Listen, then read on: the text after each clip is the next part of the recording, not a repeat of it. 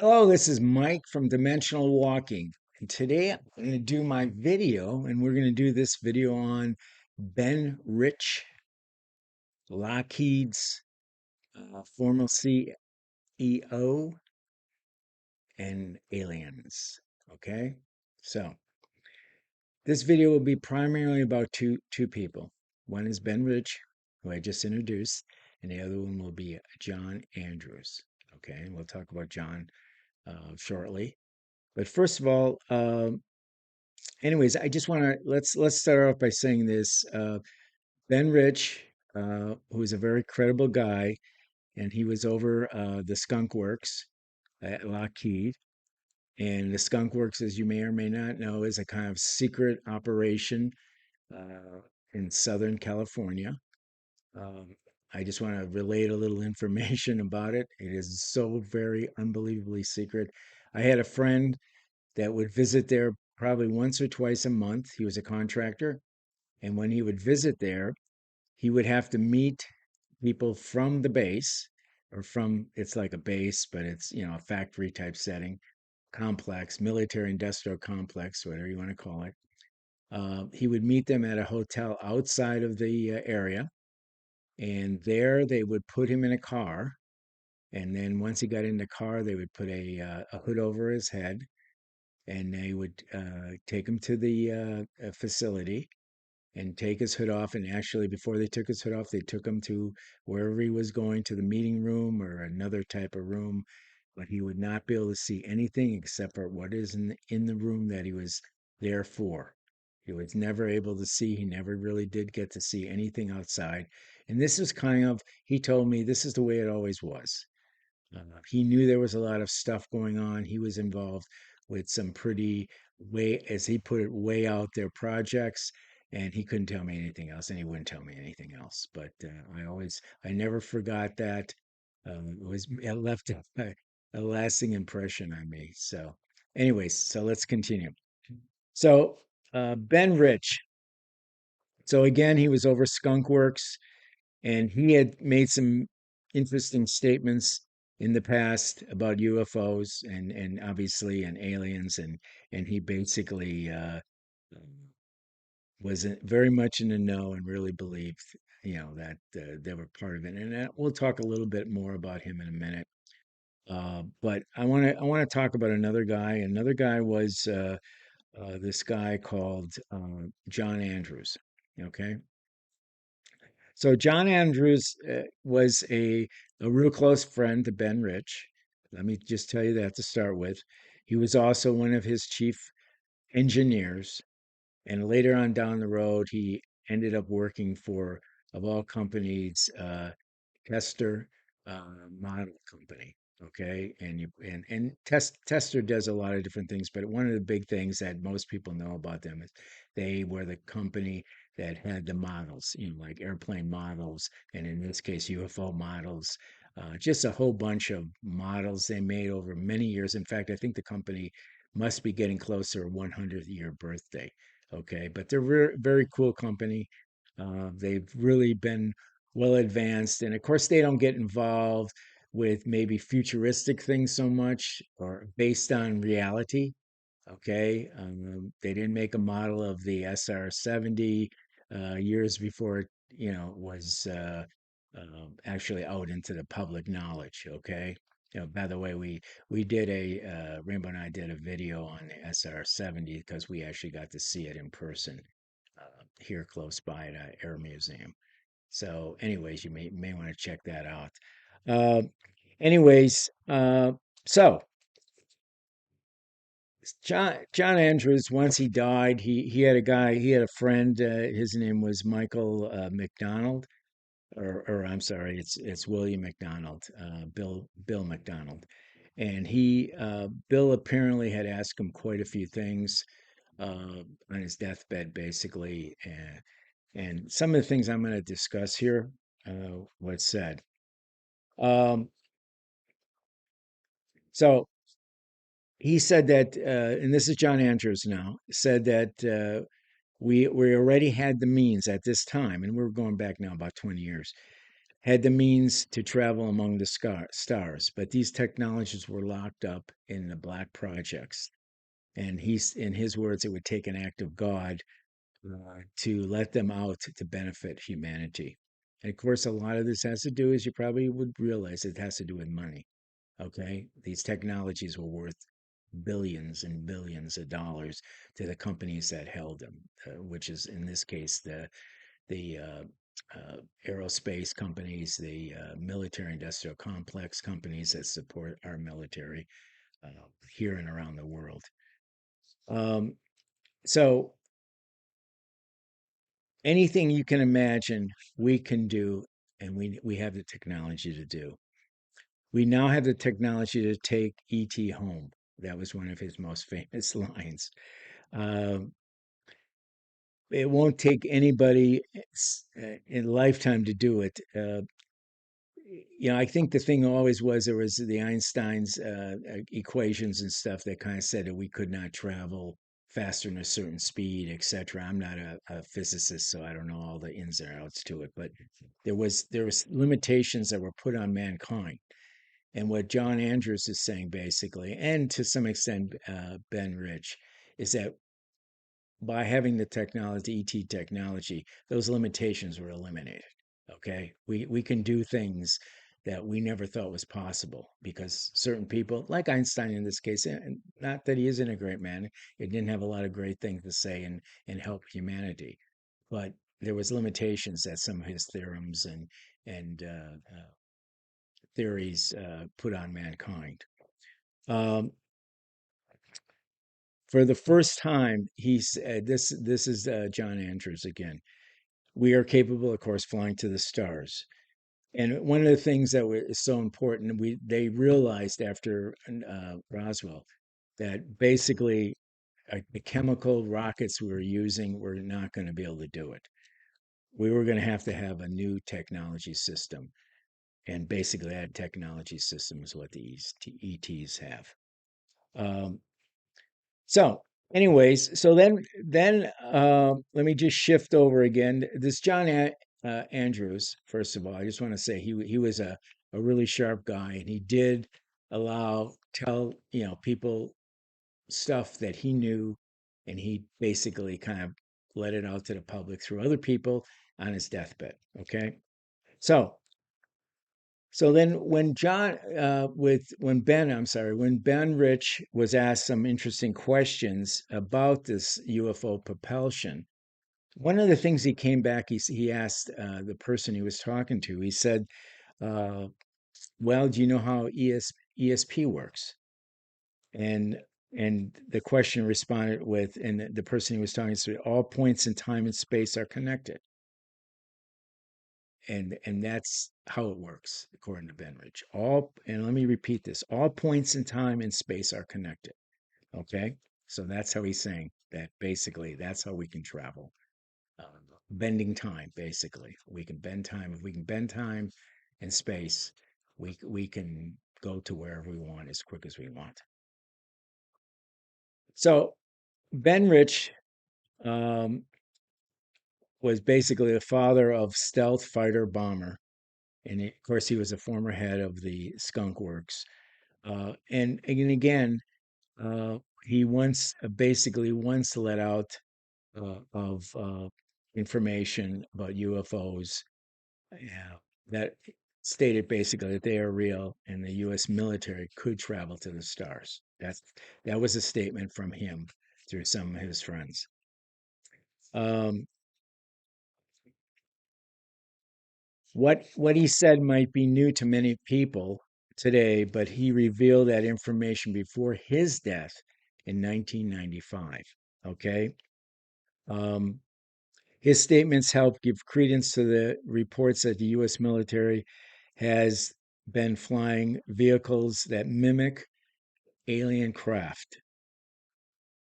And there was an article that was written by a guy named Tom Keller, aerospace engineer that worked as computer system analyst for NASA Jet Propulsion Agency.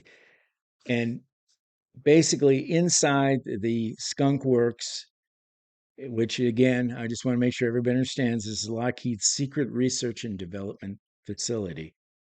Um, they developed just a magnitude of different things such as spy planes, strike fighters, and space shuttles. Okay, that's what the public knew they did. They did that, plus they did a lot more. Okay. Um, so, anyways, before Rich died of cancer, Andrews took my questions to him, and there were several questions that Ben Rich. Now, again, Andrews was a good friend. John Andrews was a real good friend of Ben Rich. So they talked about a lot of things. And there has been emails recovered between them that you probably will see online that are pretty, I don't want to say damning, but pretty damn interesting. Okay. That had to deal with all these things. And I don't have time to put all them up and tell you all about it. You can find some of that yourself. But here are some of the things that Ben Rich did confirm. There was two types of UFOs. There was the ones that we built and the ones that they built. Okay, so he's not talking about the Russians. He's not talking about the Chinese when he says they. Okay, he's talking about aliens. Okay, we and I guess what we'll say that we he said that we learn from both crash retrievals and actuals hand me downs. So what he's saying there, they found information like the Roswell in the crash sites, and there's been many crashes of UFOs. So they got that information. And then they actually got information, which is pretty interesting. I'd forgotten about this, that he said that we got them from hand me downs, meaning the aliens basically handed these over and said, okay, now I don't know what the agreement was exactly. I mean, there's all kinds of theories about the agreements, what we exchange for technology. Okay. And that's a whole another subject matter. Okay. Um, so then, anyways, what happened was in 1969, Nixon, there was a big switch and basically at that point, before 1969, the government was fully involved and had their hands on all this stuff. Okay, the contractors are on the sidelines. But then in 1969, apparently there was a group that Nixon deemed necessary. There was an international board of directors, a private sector type thing, and I'm not really too sure what the name of it was. I'm sure people out there will probably know. And basically, a lot of this stuff and information was passed off to the private sector, okay? Such as, companies that I had actually did some work for, companies like Boeing and let's see, who else? Honeywell is another one. Did some work for. Let's see, there's two or three other ones that actually were in the mix at the time. Okay, and they're still in the mix. There's nothing really changed. Raytheon is a big one, Southern California. Lockheed, of course. Lockheed is Skunk Works, and that's still going strong. Okay. Okay. So the next thing that Rich was saying is that nearly all biomorphic aerospace designs were inspired by the spacecraft, the Roswell spacecraft, um, which helped develop such things as the SR-71 Blackbird, um, drones of today, the UCAVSs, and aerospace craft that are now flying in the sky. Okay, I'm sure that we'll find out someday that Elon Musk's project had a lot of backing, a lot of uh, things that were related to the UFOs. Okay, that were crashing UFOs or hand-me-downs, I guess we'll call them too. Um, so it was Ben. So then number three, it was Ben Rich's opinion that the public should not be told about UFOs and extraterrestrials because it was his opinion that they could not handle the truth. Okay. It seems like I heard that in a movie somewhere. Um, But as time went on, he kind of changed that a little bit.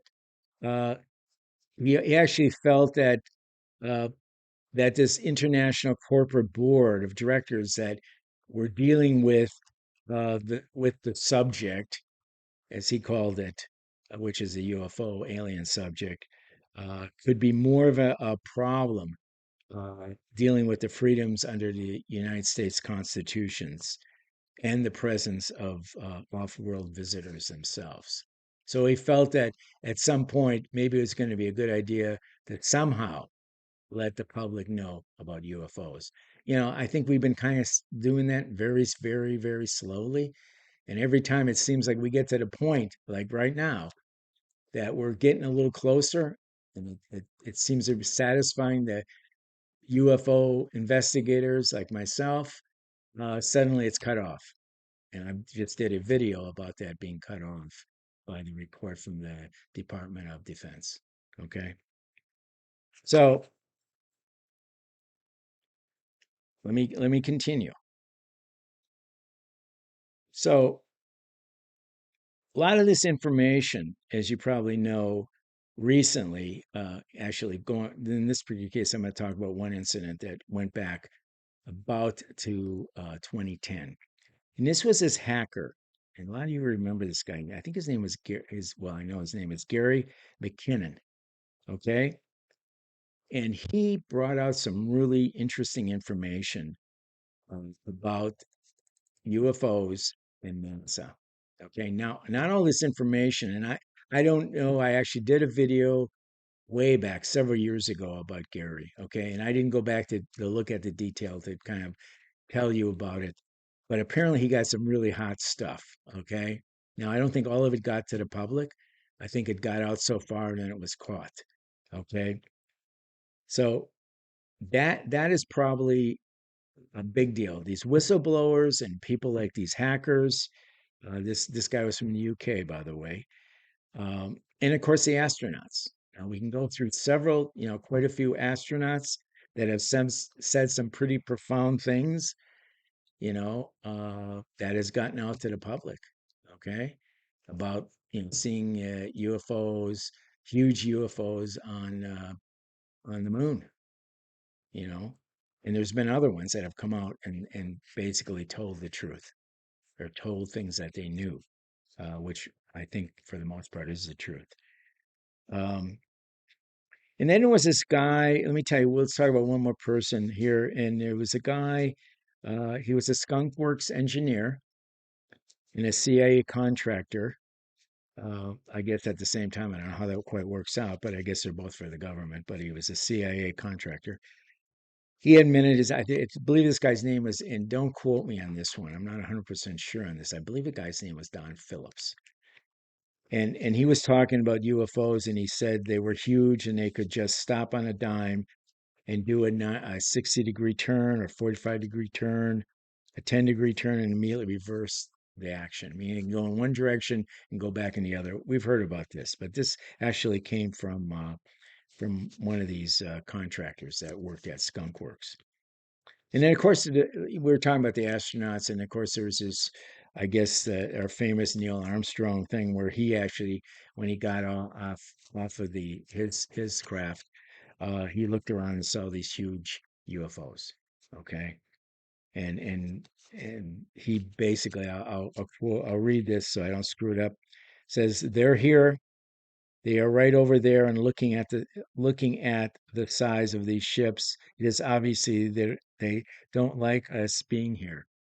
Okay, I don't know why the size would have anything to do with it, but he had a feeling that they didn't. Maybe they're projecting something to him. I don't really know.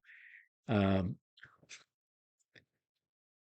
so when the original one of the and this is going back before Ben Rich, there was Kelly Johnson. Kelly Johnson was like the head guy.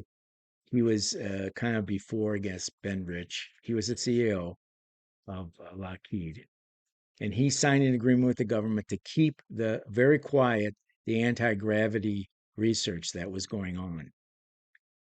And he we and again he knew that some of the craft that were captured or taken in Roswell in 1947 were real, and they use that technology to do a lot of stuff going forward. Okay. And a lot of times, I just want to tell you about a couple interesting terms. And the reason it perked me up when I reread some of my notes was they use the term black, deep black, and hidden. Okay, these are same terminology that when I had lunch one time with a CIA, a friend of mine who happened to be in the CIA or was a retired CIA, which is kind of bullshit. He basically used the same terms, which I was kind of shocked to hear that. Um, so then I guess the other question was, and I think this answer came from Johnson. Um, he said he was asked, "Do ET are ETs hostile?" And he said, he couldn't answer it exactly, but he did say this, and this is kind of the obvious answer. If they were hostile, they would have took us out a long time ago because their technology was so much in advance. Um, so, anyways, that was about it. Again, one other thing that came out of a lot of this technology, apparently, a lot of these guys came to a similar conclusion that if we could use this technology, apparently some of the technology could help us get rid of pollution and possibly even the whole fossil fuel issue, because of the technology that we didn't really need fossil fuels anymore if we use some of this technology. And it may be coming down the road. I don't know. I think we need to hurry up on it with it because I personally think we wait too much longer and there's no technology, even from the aliens, will save us or save the planet at least. So, anyways, with all that said, anyways, I think let me say one more thing. I think the Ben Rich story is a pretty profound story. And I think there's plenty of information from John Andrews and Ben Rich and some of these other characters that really should be part of some of these congressional hearings. Okay, I really, really believe that. So, with all that said, bye bye.